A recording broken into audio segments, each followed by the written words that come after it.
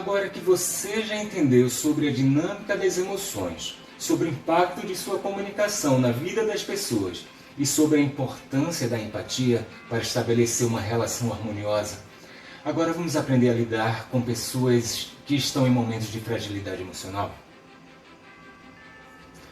Você já presenciou ou teve que lidar com a morte de um paciente ou com alguma circunstância grave?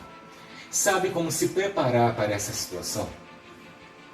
Possivelmente, você já se deparou com pacientes completamente impacientes, se comportando de maneira agressiva, mesmo porque muitos deles estão em situação de extrema dor física e emocional.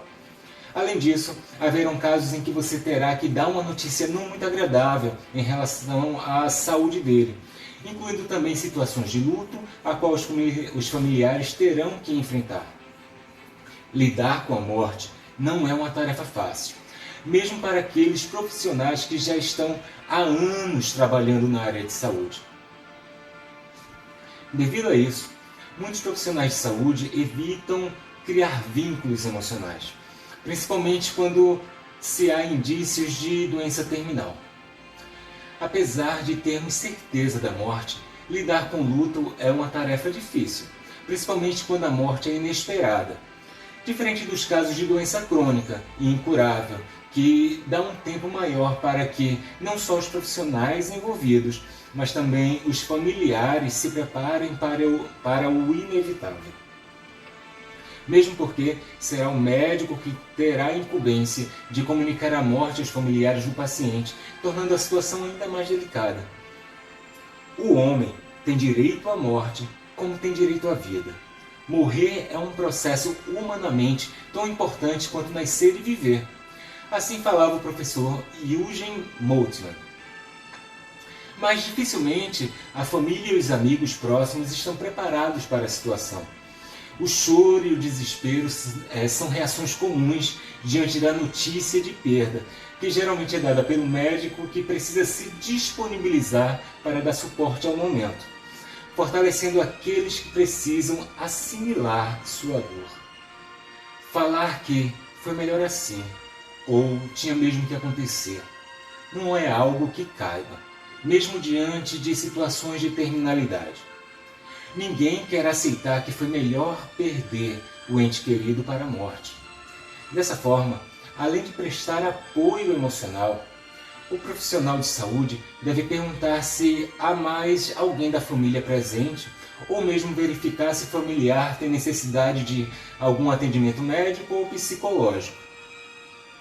Mesmo que você tenha a sensação de que poderia ter feito algo a mais em favor do prolongamento da vida do paciente, isso não é um tema que deve ser discutido com a família. Mas, inegavelmente, essas ponderações inquietam o profissional.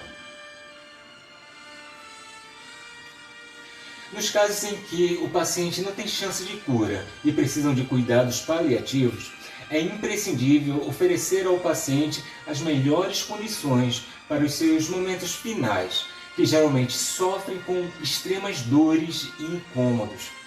E é nesse intervalo que a família deve se preparar para resolver tantas questões emocionais quanto burocráticas.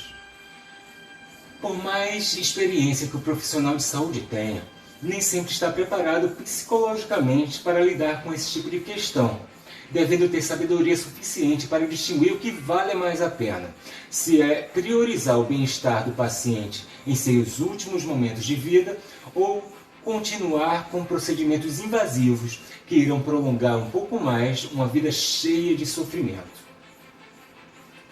Diante disso, após dar a opção da ortotanásia ao paciente terminal e seus familiares, o médico deve expor o seguinte questionamento.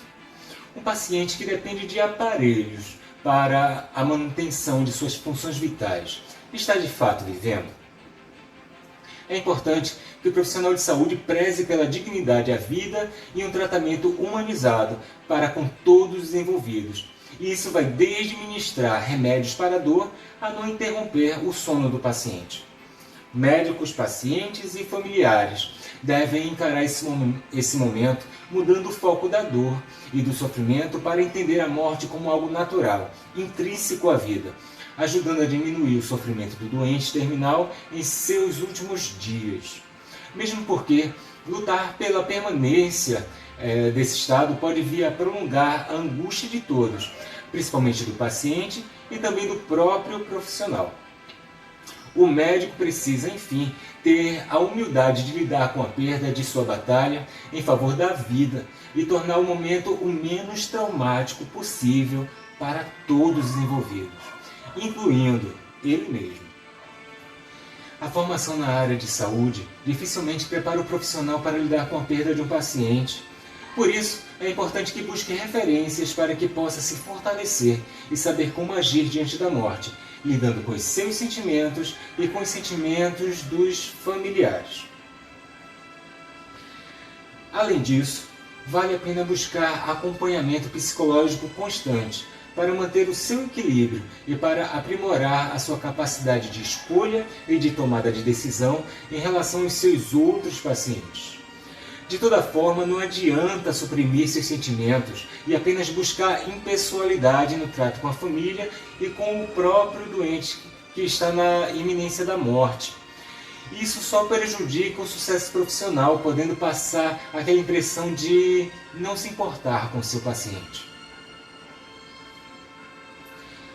Segundo pesquisadores, a manutenção da integridade da relação médico-paciente, principalmente nos casos em que existe morte e sofrimento, é fortificada quando o profissional privilegia o doente sobre sua doença, minimizando sua dor como um todo e focando o tratamento na pessoa mais do que na doença. O melhor é colocar em prática tudo o que já aprendemos até aqui. Demonstre empatia, ofereça suporte e sempre preste atendimento paliativo. Cuide constantemente de sua própria formação humana e de seu estado psicológico íntimo para não sucumbir emocionalmente frente à morte de um paciente. Eu sou o psicólogo Anderson Mendonça e aqui encerro o programa de humanização no ambiente hospitalar. Cuide de sua mente e caso precise de suporte psicológico, aqui está o meu contato para que eu possa te atender na modalidade online. Cuidar de vidas inclui a sua. Então até um próximo encontro.